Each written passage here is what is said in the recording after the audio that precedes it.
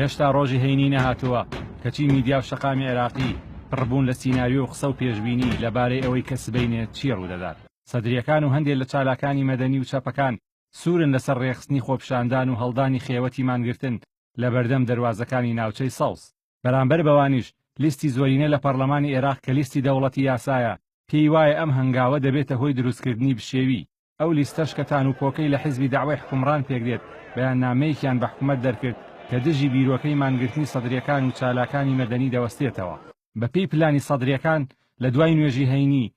212,000 مانگر کە ناویان تۆمان کراوە و باجی تایبەتیان بۆ دروستکراوە لە بەردەم هەر سێ دەواازەکەی ناوچەی سەوز کە بریتین لە دەواازەکانی تەشریع، تابقین، حارسیە تا ئەنجامدانی چاکسازی ڕیشەیی دەمێننەوە. بەپێی هەندێک ئاماری نافەرمی 102,000 کەس لەوانەی خۆیان لە ئۆفیسەکانی ڕەوتی سەدر تۆمار کردووە بۆ مانگرتن خەڵکی بەغدان، 110,000 کەسی تریان لە پارێزگاکانی ناوەڕاست و باشووری عێراقەوە وەک بەدەنگەوە هاتنێک بۆ بانگەوازی موقتەدا سەدر ڕێگەی دووری پایتەخت دەگرنە بەر. بەهۆی ئەوەی لایەنی ڕێکخەری ئەم مانگرتنە کە ڕەوتی سەدرە خاوەنی هێزی چەکدارە نیگەرانی و دڵەخورتەی زۆر هەیە لەسەر ئەگەری بەریەککەوتنیان لەگەڵ ئەو هێزە ئەمنیانەی پاسەوانی ناوچەی سەوز دەکەن یان گروپە چەکدارەکانی ڕکابەریان کە لایەنگری لە نووری مالیکی و دەسەڵاتی حیزبی داوا دەکەن و گروپی عەسایبی ئەهلی حەق دیارترینیانە. جگە لە مەترسی پێکدادان و گرجی ئەمنی زۆرێک لە سیاسەتوانەکانی عێراق باز لە مەترسی دروستبوونی بۆشایی سیاسی دەکەن بەتایبەت ئەگەر سەدرریەکان هەڵبووکنە سەر ناوچەی سەوز یان بە گەمارۆدانی ئەم ناوچە هەستیارە پرۆسەی سیاسی پەک بخەن.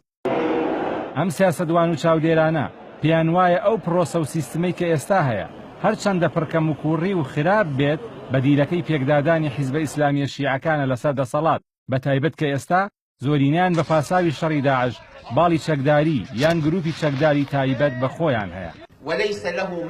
بەرامبەر بەم دۆخە ئاڵۆزەش هەنگاوەکانی حەیدەر عەبادی سەرۆکوەزیران بۆ چاکسازی چەقی بەستووە چونکە بەپێی ئەوەی ڕاگەیەنراوە عەبادی بەنیازە نۆ لە وەزیرەکانی حکوومەتەکەی بگۆڕێت ئەویش بە ڕەزامەندی و پرسی لیست و هێزە سیاسیەکانی جاران ئەمەش لەگەڵ داوای سەدرریەکان و خۆپیشاندەراندا یەک ناگرێتەوە کە دەگاتە ئاستی گۆڕینی سیستم و گۆڕین و لە ڕیشەهێنانی ڕێو شوێنە حیزبیەکانی جاران. هەندێک لە چاودێران پیان وایە خۆپیشاندان و مانگرتنەکانی سبەی هەینی دۆخی عێراق دەخەنە بەردەم پێشاتێکی نوێ چونکە وەک زۆربەی بەرپرسە عێراقیەکان لە دیداری سلێمانی دانیان پێدانا وشیاری سیاسی شەقام و خەڵکی خۆپیشاندەر پلانی سیاسیەکانی تێپەڕاندووە و داواکاری و پێداگیری ئەوان زیاتر و گەورەترە لەوەی هێزە سیاسیەکان دەیانەوێت بیکەنە چارەسەر بۆ دۆخی عێراق.